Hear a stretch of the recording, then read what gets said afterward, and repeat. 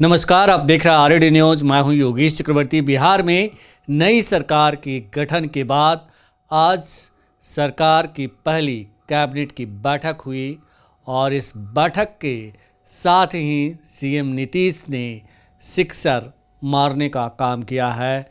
जिस तरह से उन्होंने बिहार विधानसभा चुनाव के बाद यानी कि नतीजों में विपक्षी दल आरजेडी का सुपड़ा साफ कर दिया, ठीक उसी तरह आज कैबिनेट की बैठक में लिए गए फैसले चौंकाने वाले हैं। जी हाँ, कहा जा रहा है कि नीतीश कुमार ने उन तमाम मुद्दों को जो युवाओं और नौकरी रोजगार से जुड़े हुए हैं, पहली कैबिनेट की बैठक में ही लाकर उस पर मुहर लगा दी और जिसका संदेश साफ है कि नीतीश अगले 5 सालों तक पूरे तन मन से जनता की सेवा करने में जुटेंगे। हमारे साथ सीनियर जर्नलिस्ट संतोष कुमार जी हैं। आइए इनसे बात करते हैं और समझते हैं कि पहली कैबिनेट में जिस तरह से कई मुद्दे लाए गए हैं और उन एजेंडों पर मुहर लगाई गई है, वो क्या कुछ संकेत दे रहे हैं। संतोष जी, पहली कैबिनेट की बैठक में की काफ़ी चर्चा है राजनीतिक गलियारों में, आप कैसे देख रहे हैं? देखिए, भारतीय संस्कृति में बच्चे जो हैं पिता और चाचा के नक्शे कदम पे चलते हैं। अभी तक जो देखा जा रहा है, पहली बार देखा जा रहा है कि भतीजे के नक्शे कदम पर पिता और चाचा चल रहे हैं। तेजस्वी यादव ने 2020 के चुनाव में एक नई लकीर खींची थी। 10 लाख लोगों को नौकरी देने की बात की थी और कहा था कि सरकार बनेगी तो पहली कैबिनेट में 10 लाख लोगों को नौकरी देंगे।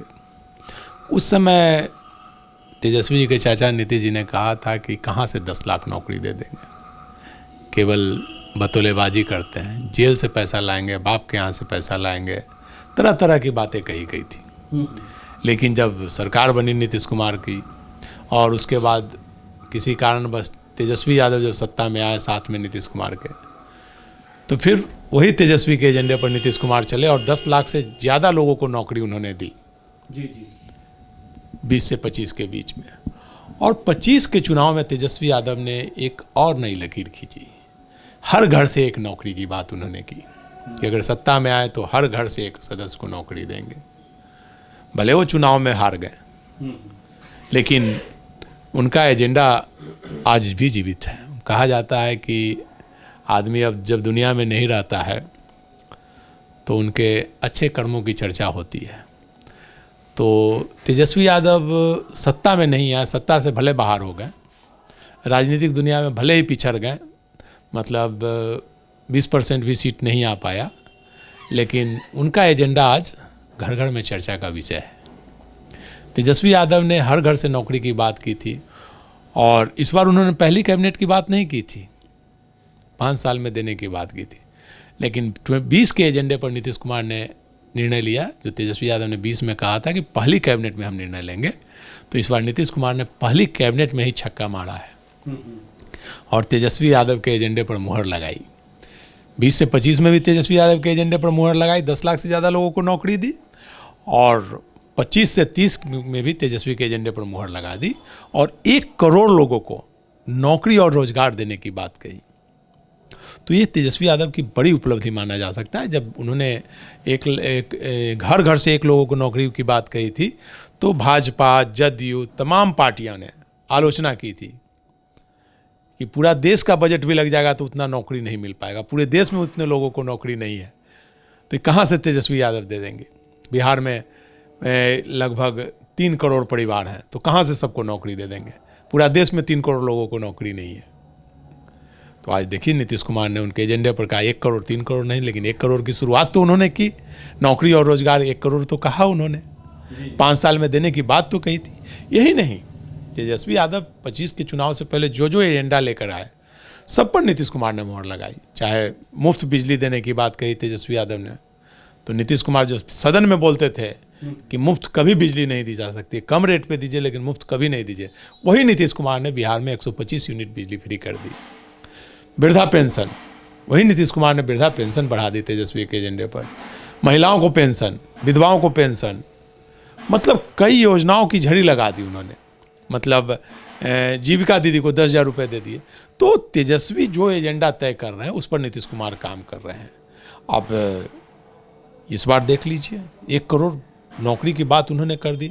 अब तो क्रेडिट अब भले नीतीश कुमार 5 साल में दें, लेकिन नाम तो तेजस्वी यादव का ही होगा। भाई तेजस्वी यादव ने एजेंडा तय किया, नौकरी की बात की, 10 लाख मिला। आज घर घर नौकरी को आप जान लीजिए, आने वाले 10 वर्षों में हर घर से एक सदस्य को नौकरी, निश्चित तौर पर नौकरी या रोजगार जरूर मिलेगा, ये जान लीजिए। जो बोलते थे तो युवा हैं, नीतीश कुमार सोचते हैं कि भाई ये युवा है, युवाओं के बीच पैठ है। भले आज गठबंधन नहीं होने के कारण, एनडीए का गठबंधन मजबूत था जिसके कारण एनडीए की जीत हुई। तेजस्वी यादव में थोड़ा अहंकार था, अहंकार और चापलूसों से घिरे हुए रहे, जिसके कारण वो सत्ता से दूर हो गए। जैसे उनका जो सत्ता से बाहर जाने का, जो कम सीट आने का कारण, एक कारण है कि ओवैसी से नहीं गठबंधन करना, जो उनके चापलूस लोगों ने गठबंधन नहीं करने दिया।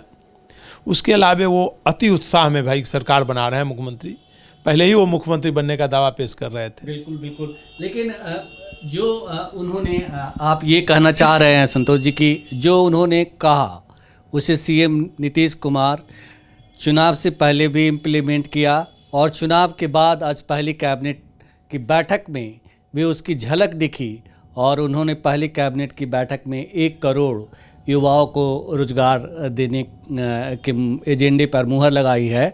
संतोष जी ये बताएं कि इसके अलावा जो उद्योग को लेकर बात की गई है कि बंद पड़ी चीनी मिलें खोली जाएगी, डिफेंस कॉरिडोर खोला जाएगा और इसके अलावा चिप बनाने वाली कंपनियों को लाया जाएगा। इन तमाम वो बड़ी बड़ी बातें कैबिनेट में कही गई है। तो क्या लग रहा है कि ये सब लोक लुभावन है या जिस तरह से प्रचंड बहुमत मिला है, सरकार पर एक दबाव भी है कुछ करने का, इसीलिए ये सब बातें की जा रही है? क्या वास्तविकता में ये संभव है? देखिए, चीनी मिल चालू करने का निर्णय तो मुझे लगता है कि जब भी सरकार बनती है तो कैबिनेट में आते रहा है, लेकिन अभी तक चीनी मिलों का जीर्णोद्धार नहीं हो सका। नई चीनी मिल तो नहीं ही खुली, पुरानी भी नहीं चालू हो सकी। रोजगार की बात है, बहुत सारी चीनी मिल है जिसके तो ईंटें भी एक एक करके गायब कर दिए गए। इंडस्ट्री लगाने की बात है तो इंडस्ट्री के लिए काफ़ी पैसे खर्च किए गए, बहुत योजनाएं आई, सिंगल विंडो सिस्टम, कितने प्रयास किए गए, मीटिंग की गई। मुझे लगता है करोड़ों नहीं अरबों में रुपए खर्च हुए होंगे इंडस्ट्री लगाने को लेकर के। लोग घूमने और पर्यटन में उड़ा दिए होंगे अरबों रुपए, लेकिन इंडस्ट्री नहीं बैठी। और इस बार भी वही निर्णय लिया गया, इंडस्ट्री बैठाने का, कॉरिडोर बनाने का। तो सबका एक ही उद्देश्य है, 1 करोड़ जो उन्होंने कैबिनेट में डिसीजन लिया है, 1 करोड़ लोगों को नौकरी और रोजगार देने की बात हुई थी, तो उसी का मूल है कि जब तक डिफेंस कॉरिडोर बनेगा तो उसमें लोगों को रोजगार मिलेंगे, नौकरी मिलेंगे। चीनी उद्योग को बढ़ावा मिलेगा तो रोजगार मिलेंगे, नौकरी मिलेंगे। इंडस्ट्री लगेंगे तो लोगों को नौकरी मिलेंगे, रोजगार मिलेंगे। तो सबका मूल उद्देश्य है जो 1 करोड़ लोगों को नौकरी और रोजगार देने का है। कैबिनेट में सारा डिसीजन उसी के परिप्रेक्ष्य में लिया गया है। लेकिन इसमें जैसे चीनी उद्योग चालू करने की बात है, प्राइम मिनिस्टर ने भी कहा था जी 5 साल पहले 5 साल पहले कि यहीं आकर के चुनाव के बाद आकर चाय पीऊँगा इसी चीनी मिल के चीनी से। 5 साल बीत गए, फिर इस बार चुनाव जीत गए, वोट भी मांगा, चुनाव भी जीत गए, लेकिन आज तक चाय बेचने, जिस प्रकार वो बिना रेलवे स्टेशन के चाय बेचते थे, उसी सरकार वो चाय भी पी लिए वहाँ जा कर के। तो प्राइम मिनिस्टर और सरकार की बात ये अलग हो गई। लेकिन बिहार में इंडस्ट्री की बात है, तो जब तक बिहार के साथ भेदभाव दूर नहीं होगा तब तक बिहार में इंडस्ट्री नहीं लग सकती है। चीनी उद्योग फैक्ट्रियाँ चालू तब तक नहीं होगी जब तक बिहार के साथ भेदभाव बंद नहीं होगा। बिहार के बल पर केंद्र सत्ता में तो है, बिहार में ज़्यादा से ज़्यादा लोगों ने सीट जीता कर दिया, लेकिन भारत सरकार चाहे प्रधानमंत्री नरेंद्र मोदी बिहार पर ध्यान नहीं देते हैं। बिहार के लिए क्या किया उन्होंने, बता दीजिए। कौन सा इंडस्ट्री लगाया? पार्क लगाते हैं, कुछ भी करते हैं तो गुजरात के लिए करते हैं। जिस प्रकार प्रधानमंत्री गुजरात पर ध्यान देते हैं, दिल्ली पर ध्यान देते हैं, बॉम्बे पर ध्यान देते हैं, उसी तरह से दृष्टि अगर बिहार पर डाल दें कि बिहार में इंडस्ट्री लगाना चाहे तो निश्चित तौर पर इंडस्ट्री बिहार में लगेगी। इंडस्ट्री कि फौज खड़ी हो जाएगी। तो 1 करोड़ क्या, जो तेजस्वी यादव ने कहा था कि हर घर से एक नौकरी की बात, वो भी पूरा हो जाएगा। ये बताएं संतोष जी कि आप कह रहे हैं कि जो 1 करोड़ लोगों का को रोजगार देने की बात जो सरकार कही है, रोजगार और नौकरी। मेरा सवाल आपसे ये है कि क्या सरकार आज कैबिनेट की पहली बैठक में ये दबाव में ऐसा फैसला ली है, या फिर तेजस्वी यादव जिस तरह से एक माहौल बना देते हैं चुनाव से पहले, इन वादों से उसको कुंद करने की कोशिश की गई है? निश्चित तौर पर तेजस्वी यादव ने नौकरी और रोजगार की बात की थी। अगर नौकरी और रोजगार नहीं देंगे तो पब्लिक जाति और धर्म के नाम पर कब तक वोट देगी? जाति धर्म गठबंधन में कभी तो घड़ा फूटेगा। तो उस घड़ा को फूटने से बचाने के लिए नौकरी और रोजगार की बात की जा रही है, और मुझे लगता है कि नीतीश कुमार निश्चित तौर पर आने वाले 5 वर्षों में 1 करोड़ लोगों को नौकरी और रोजगार देने का प्रयास जरूर करेंगे। हाँ, अगर इसमें भारतीय जनता पार्टी और नरेंद्र मोदी जी का साथ मिला तो निश्चित तौर पर उन्होंने जो आज कैबिनेट में डिसीजन लिया है वो पूरा होगा। और अगर भारतीय जनता पार्टी, नरेंद्र मोदी जी नहीं अगर साथ देते हैं, वो नीतीश कुमार के पांव खींचने में लगे रहेंगे, तो मुश्किल होगा ये कैबिनेट का डिसीजन पूरा होने में। नहीं, आप दोनों बातें कह रहे हैं। एक तो कह रहे हैं कि ज़रूर नीतीश जी करेंगे, और फिर कह रहे हैं कि मोदी जी पाँव नहीं खींचेंगे। देखिए क्या कहा? जी, मैंने कहा कि नीतीश कुमार करेंगे, उसी के परिपेक्ष में उन्होंने इंडस्ट्री लगाने की बात की, चीनी उद्योग चालू करने की बात कही, और डिफेंस कॉरिडोर की बात कही है। उसी के परिपेक्ष में अगर ये सब कुछ पूरा हो जाएगा तो निश्चित तौर पर वो 1 करोड़ लोगों को नौकरी देंगे। लेकिन अगर ये पूरा नहीं होगा तो नौकरी नहीं दे पाएंगे। अगर इंडस्ट्री नहीं लगेगी तो कहाँ से रोजगार देंगे, कहाँ से नौकरी दे पाएंगे? सीएम नीतीश के भविष्य को लेकर ही अभी से ही मतलब जो है तरह तरह के अटकलें लगाते हैं, सवाल खड़े करते हैं, और कहते हैं कि कितने दिन रह पाएंगे, ये देखने वाली बात होगी। ऐसे में जो सपने दिखाए गए कैबिनेट की बैठक में वो फिर कैसे पूरा होगा? और रह गई दूसरी बात कि अगर ऐसा कुछ होता है, बीजेपी उन्हें उनका पैर खींचती है, तो फिर बीजेपी कहाँ जाएगी? देखिए, नीतीश कुमार के बारे में 15 में जब सत्ता में आए थे उस समय भी कहा गया था कि ज़्यादा दिन नहीं रहेंगे, सरकार गिर जाएगी। 20 में भी जब आए तो उस समय भी कहा गया कि सरकार ज़्यादा दिन नहीं चलेगी। प्रयास भी किए गए, 15 में भी प्रयास किया गया, 20 में भी प्रयास किया गया। लेकिन नीतीश कुमार की जड़ इतनी मजबूत है कि उन्हें सत्ता से हटाना बहुत ही कठिन कार्य है। जड़ उनकी इतनी मजबूत है, तो इसलिए मुझे प्रयास लोग करते रहेंगे। लेकिन नीतीश कुमार को जो अगर सत्ता से हटाने का प्रयास किया जाएगा तो नीतीश कुमार को हटाने वाले खुद सत्ता से बाहर हो जाएंगे। यही वजह है कि नीतीश कुमार आज भी कम सीट आते हुए, आप 2000 से देख लीजिए, 2000 हो, 2005 हो, 2015 हो, 2020 हो, एक 10 में नीतीश कुमार को केवल ज़्यादा सीटें आई थी, नहीं तो 5 हो, 15 हो,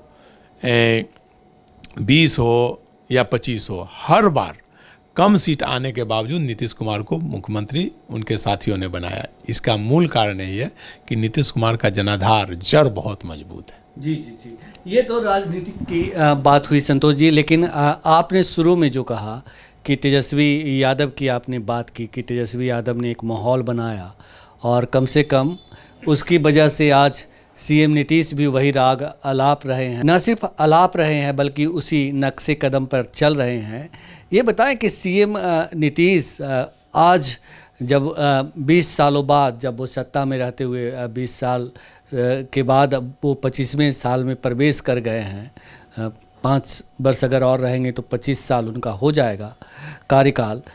आखिर चूक कहाँ गए रोजगार और बिहार को उद्योग के मुद्दे पे? क्योंकि उन्हें विकास पुरुष भी कहा जाता है, लेकिन उन्होंने ना तो एक बड़े उद्योग लगा सके, ये बड़े उद्योग तो छोड़ दीजिए, बंद पड़े जूट मिल, कागज़ मिल, और यहाँ तक कि चीनी मिल को चालू नहीं करवा पाए। तो ये कहाँ नाकाम हो गए? और आज जो सपने दिखा रहे हैं बिहार की जनता को, वो बिहार की जनता कैसे मान लेगी कि मतलब ये पूरा होंगे? मैंने तो पहले ही बताया आपको कि सपने नीतीश कुमार अच्छा देखते हैं, और काम भी उन्होंने किया है। डेवलपमेंट का काम नो डाउट, सड़क, भवन, स्कूल, अस्पताल, कॉलेज, ये काम किया डेवलपमेंट में, ये किए, नई लकीर उन्होंने खींची है। लेकिन इंडस्ट्री लगाने के मामले में, रोजगार के मामले में, पलायन के मामले में नीतीश कुमार काफ़ी पीछे रह गए।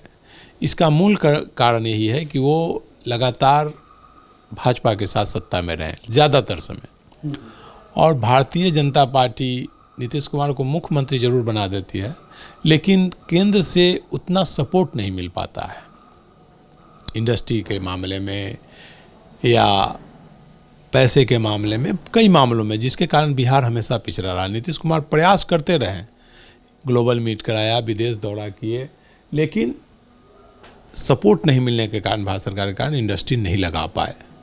प्रधानमंत्री अगर चाह ले इंडस्ट्री लगाना तो 10-20 इंडस्ट्री तो आंख बंद करके लग जाएंगे। शुगर मिल आज चालू करना चाहे प्रधानमंत्री, एक कैबिनेट के डिसीजन केंद्र सरकार लेगा, कल साल भर के अंदर चीनी मिल सारे चालू हो जाएंगे। तो बिहार एक गरीब प्रदेश है, पैसे की कमी हमेशा यहाँ रही है। जीएसटी का पैसा भी केंद्र सरकार टाइम पर नहीं दे पा रही है, वर्षों का पकाया जीएसटी का पैसा है जो भारत सरकार नहीं दे रही है। इसके अलावा शराबबंदी के कारण हर साल 10,000 करोड़ टैक्स का नुकसान हो रहा है बस बिहार सरकार को। तो नीतीश कुमार कई मोर्चे पर लगातार लड़ाई लड़ रहे हैं, जिसके कारण इंडस्ट्री नहीं हो पाया, रोजगार नहीं मिल पाया।